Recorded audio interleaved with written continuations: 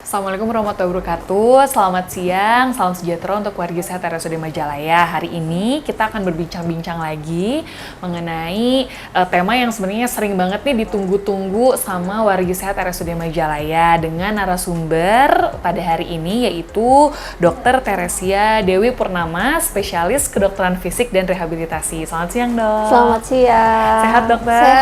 Sehat. Alhamdulillah ya, Dok ya. Alhamdulillah. Jadi hari ini nih, Dok, gitu tema yang lagi kita ambil untuk bincang sehat hari ini adalah tentang nyeri punggung, Dok, gitu. Iya. Karena kayaknya hampir semuanya nih yang muda-muda, dewasa muda, remaja, Betul. sampai yang lansia, kayaknya ada terus keluhan nyeri punggung ini. Cuma kita masih nggak tahu nih, Dok, nyeri punggung yang seperti apa yang bahaya, nyeri punggung seperti apa yang harus ke dokter, atau nyeri punggung apa aja yang harus kita waspadai gitu ya, Dok ya, seperti Oke. itu.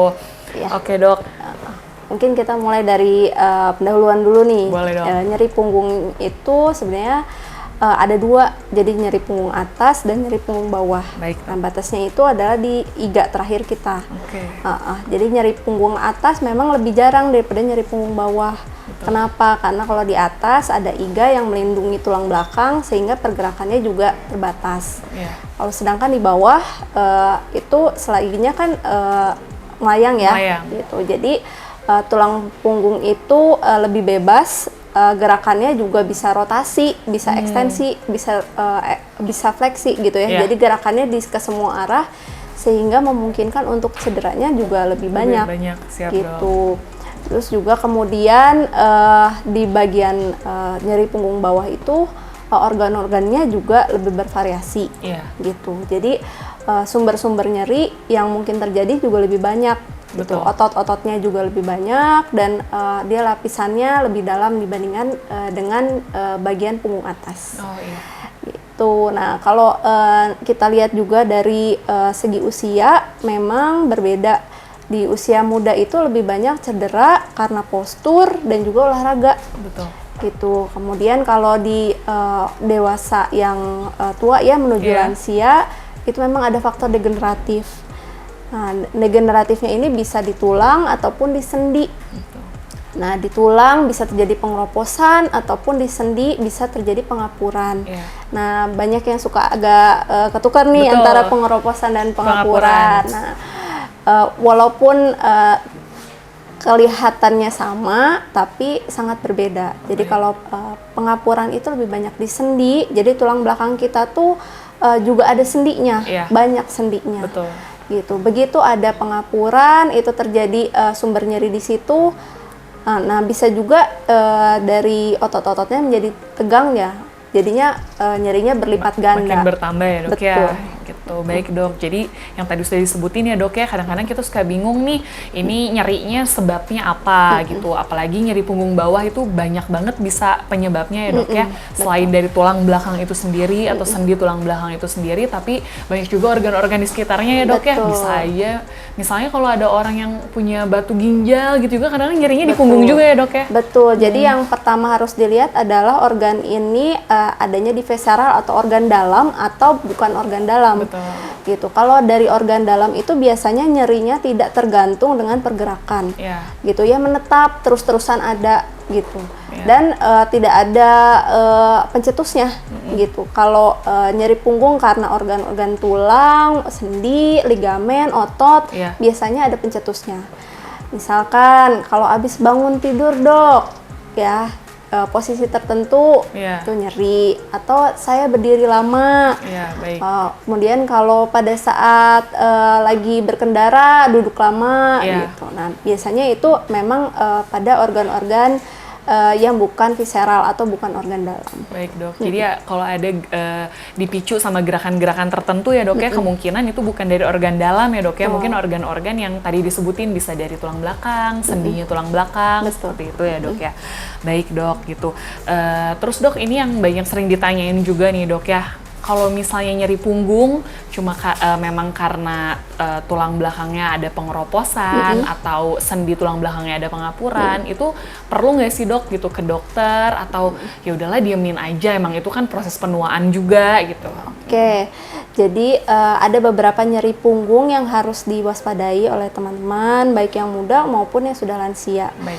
Gitu, kita sebut red flag atau gejala tanda bahaya. Iya. Gitu. Jadi kalau sudah ada nyeri yang menetap lebih dari 3 bulan, kemudian nyerinya itu bertambah parah, kemudian ada baal, ada kesemutan, ada komper atau lemah anggota gerak. Kemudian juga ada gangguan buang air besar, buang air kecil. Nah, itu harus segera diperiksakan.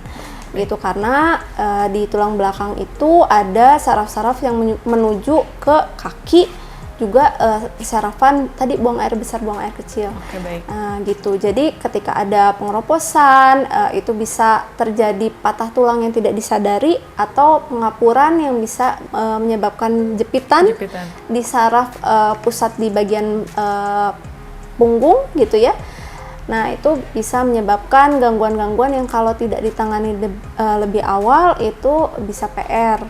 Gitu. Jadi bisa lama sembuhnya. Gitu. Padahal kalau segera ditangani bisa lebih dini, kesembuhannya juga lebih cepat.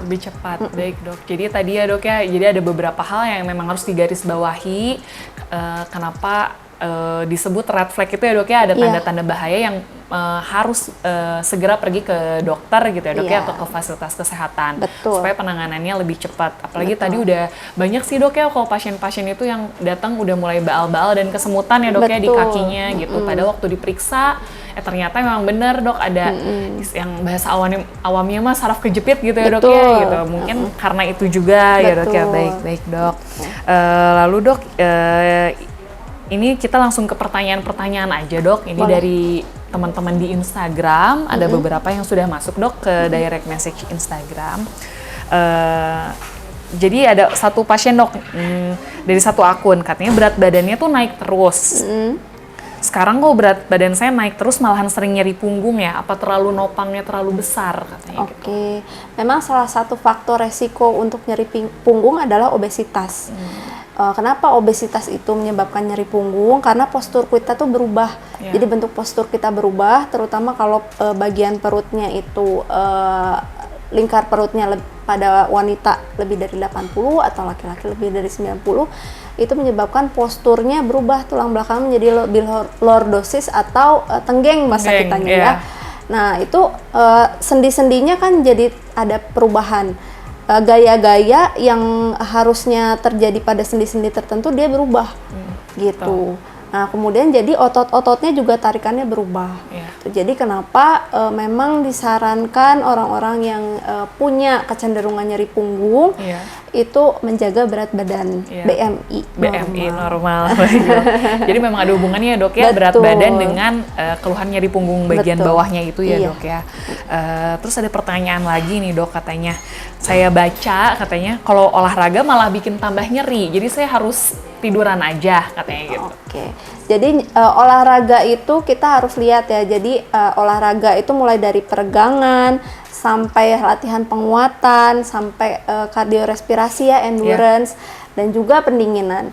Memang pada kondisi-kondisi tertentu, terutama pada saat cedera, kita batasi. Jadi pada saat cedera memang resting dulu, gitu. Kemudian dilanjutkan dengan peregangan sederhana. Kemudian setelah terjadi lingkup gerak sendi yang full, boleh kita lakukan penguatan. Nah, kalau bingung boleh nanti konsul ke dokter rehab supaya bisa tahu batasan-batasannya, gitu. Justru kalau ada imobilisasi atau tidak bergerak itu membuat tambah nyeri. Tambah nyeri ya, Dok, gitu. Malahan.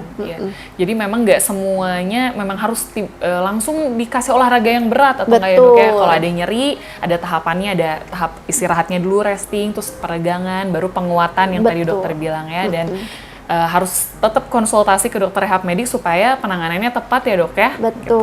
Supaya tidak terjadi cedera tambahan atau cedera ulang. Cedera. Karena takutnya memang yang disebut olahraga malah bikin nyeri ya mungkin itu ya dok ya. Mungkin ya si olahraganya terlalu berat jadinya bikin cederanya tambahan ya dok. Betul. Siap. Ada pertanyaan lagi nih dok ya. Suami saya nyeri punggung terus sebelah kanan harus bagaimana ya? Tapi ini spesifik dok katanya cuma kanan aja. Oke. Nah tadi ya kita lihat kalau nyeri punggungnya sudah masuk ke red flag, lebih baik diperiksakan. Untuk penanganan di rumah untuk nyeri apapun sebenarnya sama ya. Jadi pertama itu resting dulu gitu, resting. Jadi usahakan faktor-faktor pencetus, misalkan mengangkat beban atau posisi yang duduk terlalu lama itu dikurangi gitu. Nah kemudian yang kedua adalah boleh dilakukan kompres hangat ya. Kompres hangat. Untuk merilekskan otot-otot di sekitarnya. Jadi kalau ada sumber nyeri, tubuh kita tuh pintar ya, dia akan membuat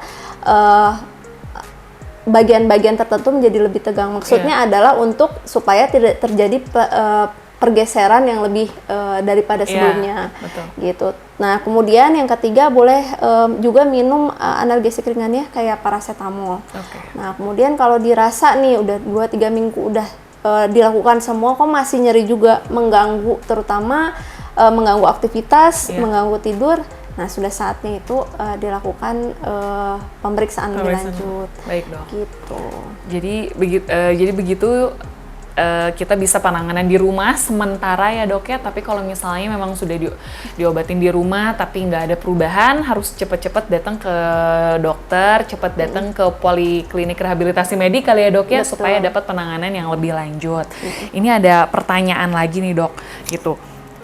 Kita kan udah sering bahas yang tadi sakit punggung bawah ya dok ya, tapi ini katanya saudaranya sakit punggung atas tapi nggak sembuh-sembuh. Kenapa ya? Pertanyaannya cuma gitu aja nih dok. Oke. Nah kita lihat kalau nyeri punggung atas juga ada beberapa organ di dalamnya yang bisa jadi sumber nyeri. Pertama bagian otot-otot ya, otot-otot punggung atas. Kemudian yang kedua juga ada sendi gitu ya, terutama bagian punggung atas itu berdekatan sama sendi bahu. Ada beberapa nyeri sendi bahu yang menyebabkan nyeri punggung atas. Gitu. Jadi kita kalau keluhannya nyeri punggung atas akan memeriksa sampai bahu dan tangan. Gitu. Kemudian yang ketiga juga ada organ dalam nih, ada jantung dan paru. Gitu ya. Nah itu juga kita ketika nanti periksa akan di rule out atau yakin benar bahwa ini bukan nyeri dari organ dalam tersebut. Kemudian yang keempat juga ada saraf-saraf gitu ya. Ya di bagian leher juga bisa saja terjadi radikulopati servikal atau jepitan di bagian leher dan juga punggung atas. Gitu.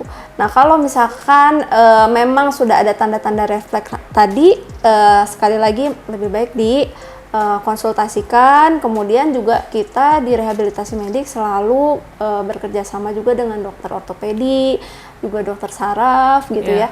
Ketika ada memang indikasi untuk dikonsulkan, pasti kami akan konsulkan supaya nanti juga lebih komprehensif gitu ya. Untungnya di Majalaya udah ada semua ya. Betul dok, betul. Jadi semuanya udah kolaborasi ya dok ya, antara dokter rehab medik, dokter spesialis bedah tulang atau ortopedi sama dokter saraf ya dok ya. Tiga-tiganya kolaboratif untuk nanganin nyerinya gitu ya dok ya. Baik. Ada pertanyaan lagi nih dok, katanya nyeri punggung bawah sama saraf kejepit sama atau beda katanya dok gitu. Oke, jadi saraf kejepit itu salah satu penyebab nyeri punggung bawah. Gitu. Yang tadi sudah disebutkan bahwa nyeri punggung bawah itu tadi banyak ya sebabnya. Nah, yang paling sering orang awam itu tahu adalah saraf kejepit. Betul. Salah satu gejala yang paling khas adalah ada kebas, kesemutan, kelemahan. Nah, itu udah tanda-tanda bahwa ada saraf yang cedera. Nah, saraf cedera ini bisa karena kejepit gitu, bisa karena radang dan lain-lain gitu ya. Nah, karena yang nyeri kejepit ini cukup banyak ya di masyarakat gitu, jadi hampir semua nyeri pinggang itu dikatakan saraf kejepit, padahal tidak ya. Mungkin yang benar-benar saraf kejepit itu hanya 30% gitu. Sisanya itu adalah ya tadi gangguan postur, gangguan otot gitu ya. Kemudian nanti kalau misalkan saraf kejepit ini penanganan awalnya itu direhab. Kalau sudah tahap lanjut nih, benar-benar terjepitnya sampai ke inti sarafnya, itu bisa terjadi kelemahan yang parah. Nah itu bisa indikasi operasi. Nah jangan sampai gitu kan, supaya penanganannya ya di awal saja, tidak begitu rumit gitu ya, cepat sembuhnya juga gitu. Jadi kita lebih baik sedari dini diketahui. Iya, jadi jangan sampai jatuh ke dalam tata laksananya tindakan operasi ya dok ya, karena pasti lebih repot dan pastinya nyerinya udah sangat sulit ditangani. Seperti itu ya dok. Pemulihannya lebih lama. Pemulihannya lebih lama. Karena ini ada juga pertanyaan sambungan nih dok tentang operasi juga.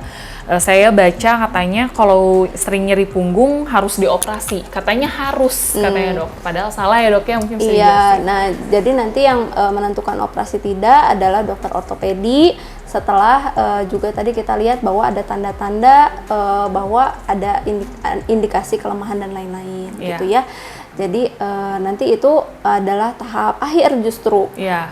Nah, jangan sampai justru masuk ke tahap akhir itu ya. Betul. Jadi nggak datang ke dokter rehab medik langsung dokter rehab medik ini harus operasi bu, enggak ya bu, enggak ya dok ya, karena tetap harus ada pemeriksaan yang banyak dan ditentukan, dan harus ada pemeriksaan juga dari dokter lainnya ya dok ya, gitu, dari dokter bedah tulang baru bisa dikatakan kalau ini butuh atau tidaknya operasi ya dok.